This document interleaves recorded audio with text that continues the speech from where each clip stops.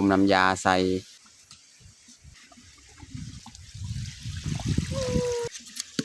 ตุกน้ำนี่มาใส่เนาะ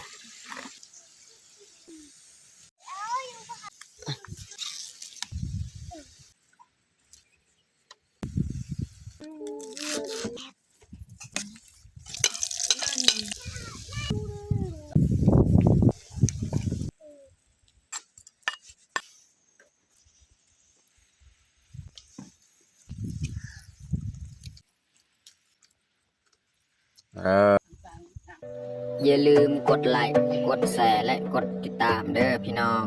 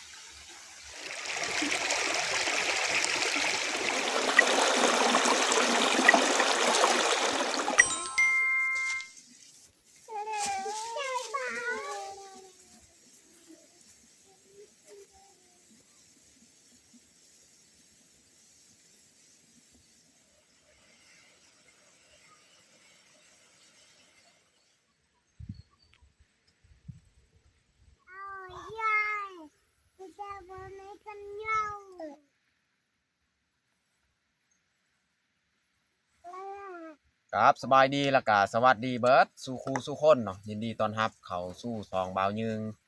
มื้อนี้ก็พาลูกพาเมียเข้าให้เก้าเนาะให้ไม่นี่เฮาบ่ได้เข้าอันนึงมาก็น้องแพงหั่นบ่ค่อยสบายปานใดเพราะว่าท้องเสีย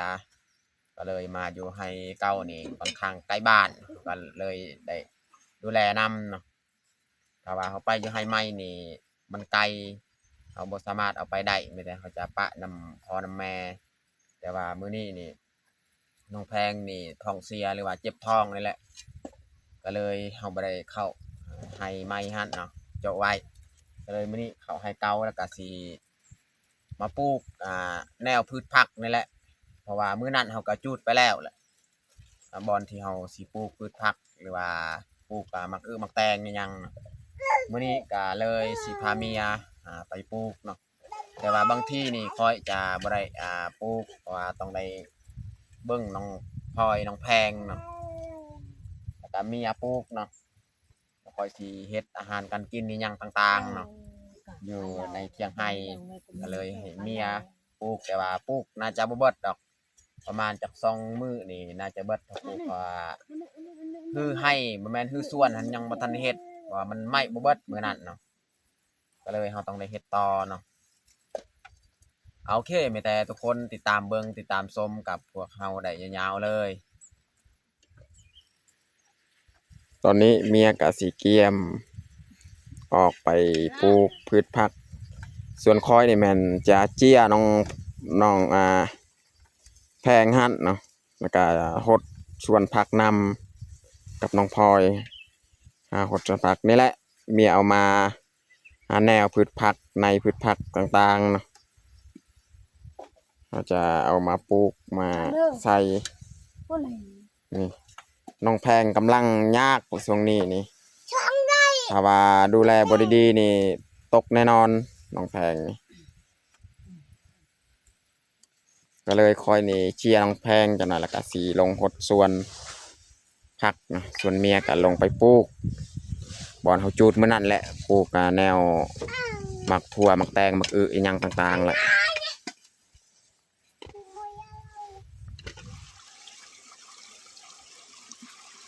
อันนี้เมียจะเฮ็ดคือก่อนเนาะเพราะว่าหญ้าที่เขาจูดเมื่อนั้นมันบ่ค่อยไหม้ปานใดเนาะฝากมื้อนี้เมียก็เก็บเศษหญ้าอันนี้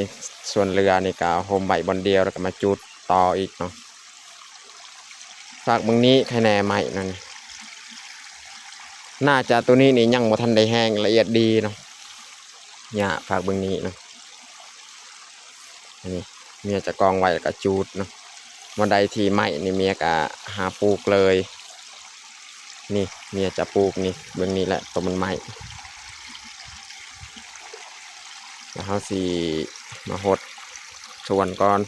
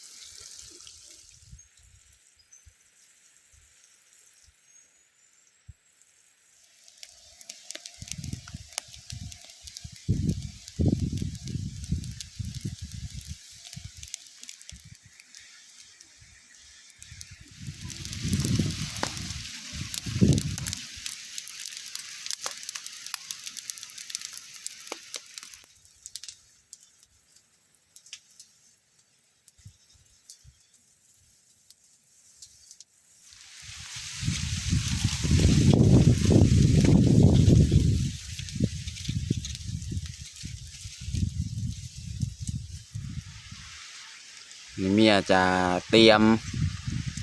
ในพืชผักต่างๆเนาะเขาจะมาใส่กับน้ำยานี่พี่น้องเนาะผสมใส่น้ำยาเนาะมีลายแนวลายพันธุ์เนาะเอาผสมน้ำยาใส่เม็ดสาลี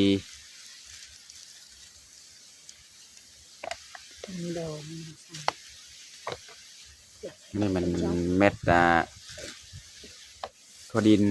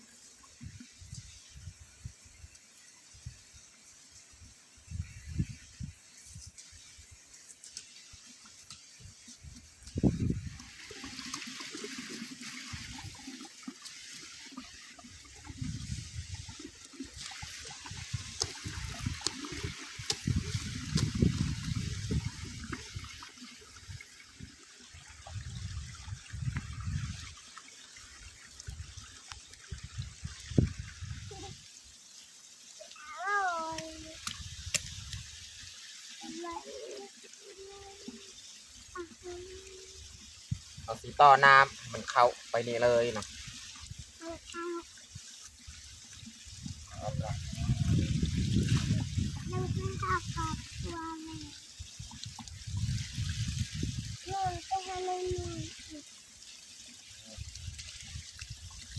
ให้มันไล่ลุ่มๆเลย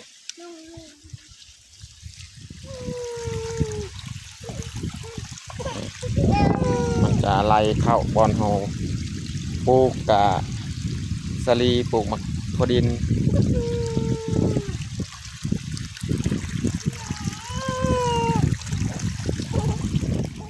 น้องพลอยสวยหน้าและบัดนี้เขาที่เอาน้ำอันนี้ไปป้ออยู่ลุ่มหั่นพี่น้องเนาะบูอัมซิไลหรือบอนี่จะเอาทอนี่แหละมาใส่อยู่ลุ่มหั่นเพราะว่าอยู่หั่นมันแห้งแล้งมีน้ำ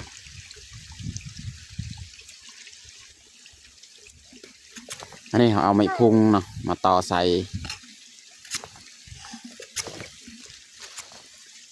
หลังจากเราอันนี้เรียบร้อยเนาะเราก็เอาทอของเราเนี่ยมาใส่เลยเนาะนี่แบบนี้แหละ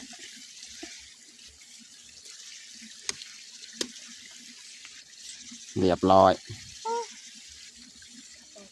วันนี้เราจะใส่นี่ใส่พามันอีกเนาะเอาพาเขาอีกหลังจากนั้นเราก็เอาตุกน้ำนี่มาใส่เนาะนี่เรียบร้อยเนาะเราก็เอาตุกน้ำนี่มาตัดนี่แล้วเราก็ตรงไว้เลยน้ำตัดอันนี้ก่อนเนาะ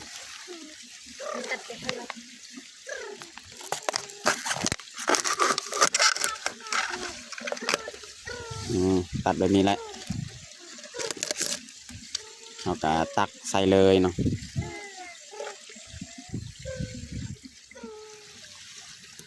อันนี้เมียจะยังเลยเนาะสายของเราหรือว่าทอเนี่ยยังไปลุ่มๆเลยบนใดเขาต้องการปล่อยน้ำเนาะอันนี้เขาจะต่อเลยแต่นี่เนาะ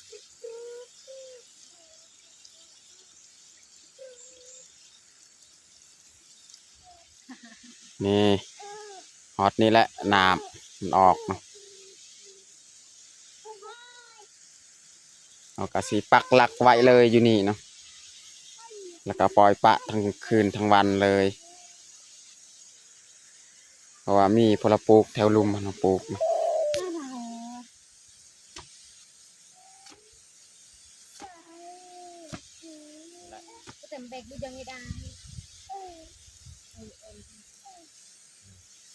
ปล่อยปะ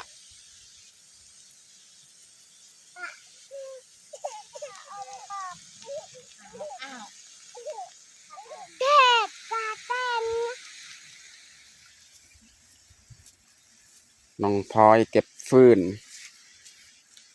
พอได้เอามาดังไฟดังฟืน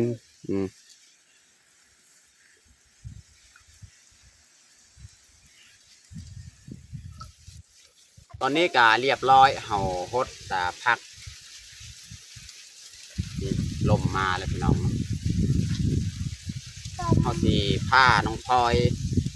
เก็บมักพริกเนาะเก็บพืชผักจะหน่อยส่วนน้องแพงเนี่ยมันเมียเอาไปเมื่อกี้นะเพราะว่าเมียเจียน้องแพงไปนำแล้วก็หาจูดหญ้าที่เมียกองไว้แต่ละบอนหันเมียลงจูดก็เลยขอชิพาน้องพลอยหาเก็บมักพริกเก็บพืชผักแล้วสิมาเฮ็ดอาหารเที่ยงไปน้องพลอย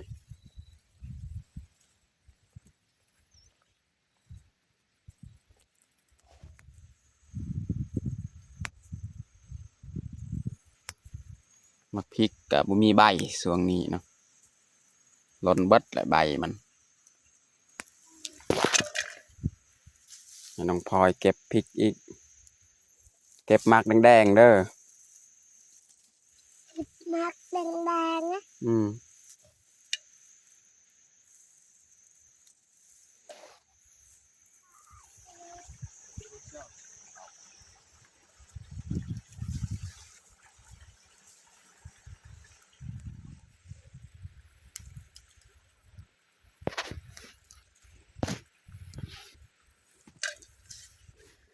อและสำนี้สำเอามาเฮ็ดอาหารเพียง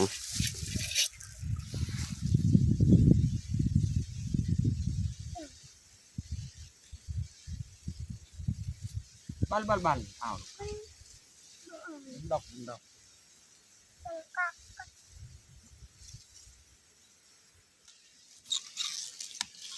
เก็บผักบัว เอเรียกูรู้อันไหนก็ หอมป้อมกำลังปลูกใหม่ๆนี่ ดูหน้าฉันเอาก่อน อืม ก็บอก ลกเลยลก โลก ดึงแห้ง ดึงแห้ง ๆดึง ๆดึง ได้แม่ตั้งทำปังด้วยให้เป็ดหนู นี่หอมป้อมตัวมันแก่แล้วนี่ มันแก่ อืม นี่เก็บมะเขือยาวโอ้มีน้ำพี่น้องเขือนี่ ไอ้ ซองหน่วยเลยเก็บ ช่างหนูไว้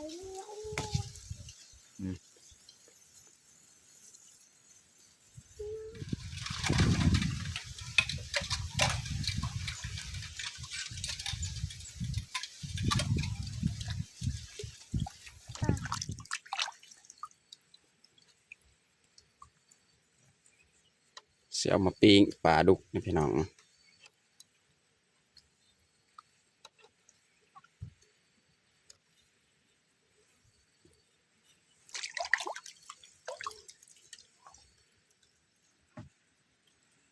ว้าวเด็กอะไรก็ได้ตัว ตอนนี้ก็เรียบร้อยเฮาล้างพืชผักของเฮาเก็บพืชผักวันนี้เฮาสีมาเฮ็ดอาหารของเฮาเลยพี่น้องเนาะเอาสีปิ้งปลาดุกนี่แหละนี่ปิ้งปลาดุกก้อนแล้วก็จึงทอดไข่จะหน่อยนะ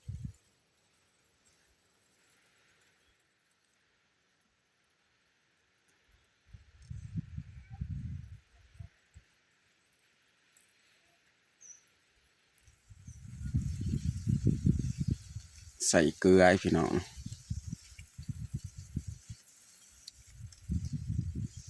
นี่ในนี้เขาจะเอา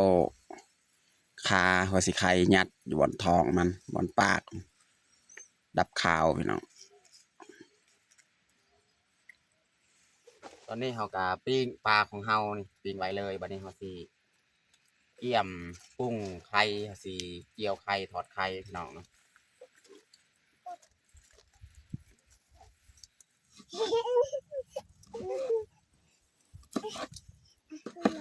ซอยหอมแดง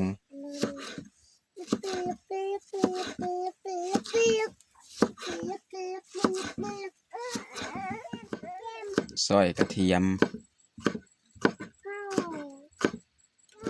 บวชดัง ซอยหอมป ไม่ อม ดังเหยได้บวชดัง ซอยหอมบัว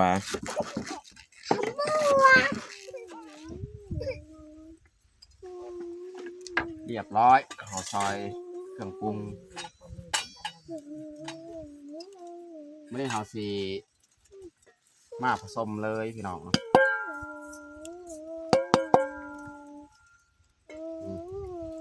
ปิ้งปลาของเฮาก็ใกล้สิสุกแล้วพี่น้อง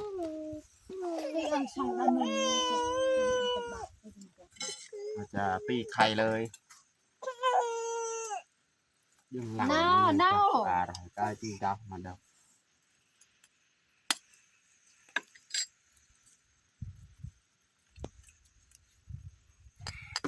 สองข้าวไม่จากเขา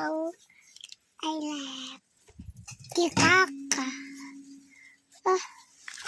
วันนี้เราจะปรุงเลยหรือว่าผสมเลยเนาะ ปลาส้ม ใส่พริกเนาะ พริก พริกดิบ ดิบ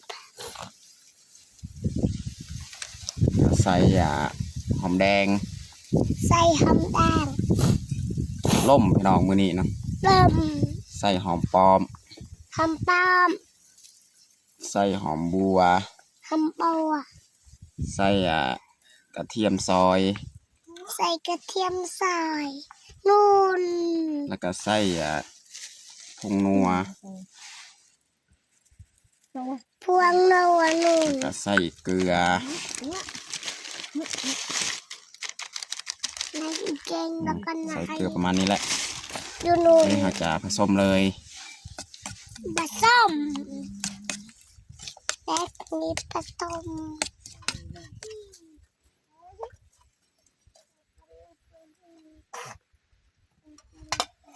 อันนี้เขาสิมาทอดไข่เลยเนาะใส่น้ำมัน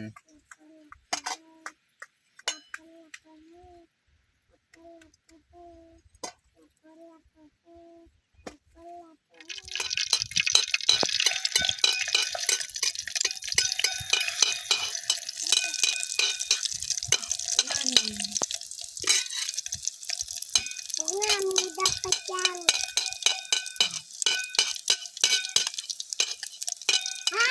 สวัสดี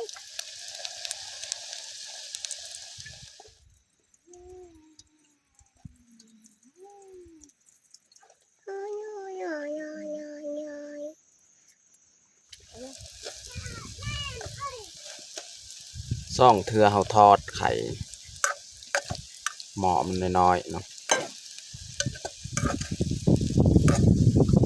ล่มพี่น้องลมแหงปีกปลาดุก นู่นยา จับปรุงเลยออกน้องพลอยวันนี้ล่มบึ้นๆเลยนะพี่น้อง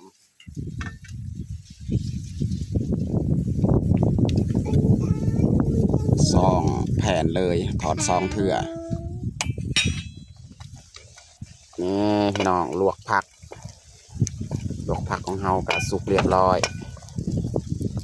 อันนี้แมนพริกสิตำแจวปิ้งพริก ตัวตัวอ่าน นี่ปลาดุกของเฮานี่ข้างไว้ทั้งลุมเลย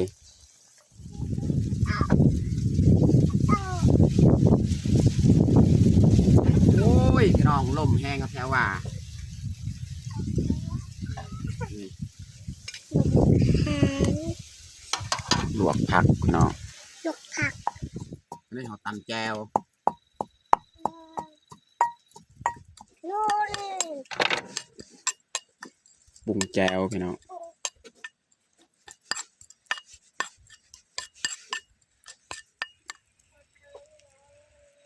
ปิ้งปลาดุกของเฮากะสุกเรียบร้อยแล้วพี่น้อง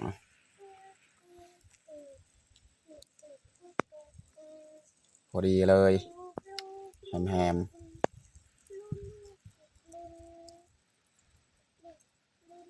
เล็กที่ออก สุกเรียบร้อยพี่น้อง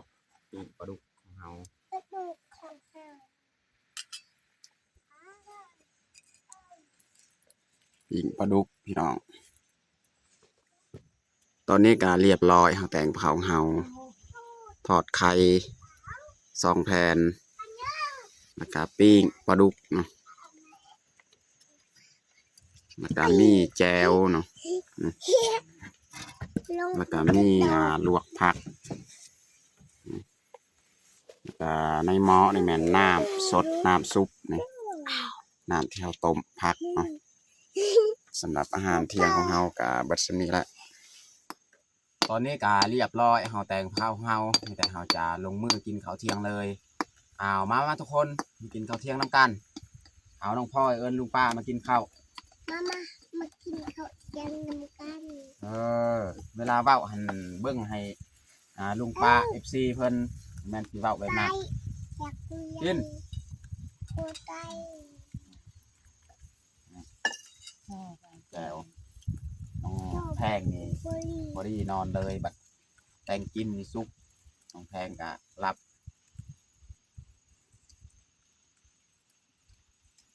ทำ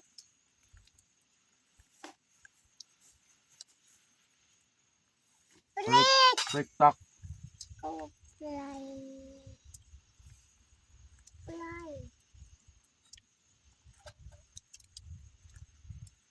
ปลิน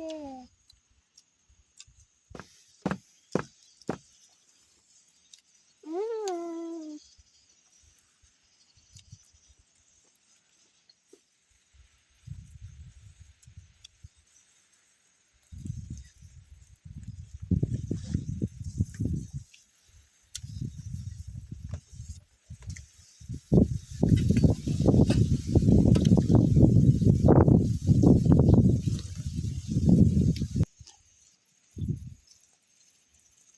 กินแล้ว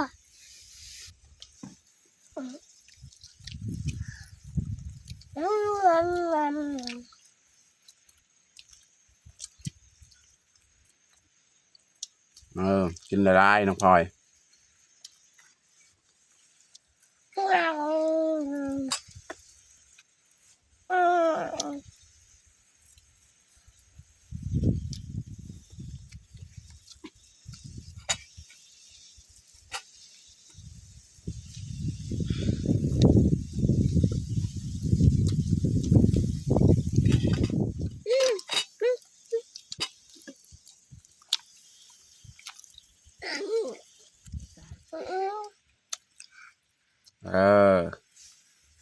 กินผักอีก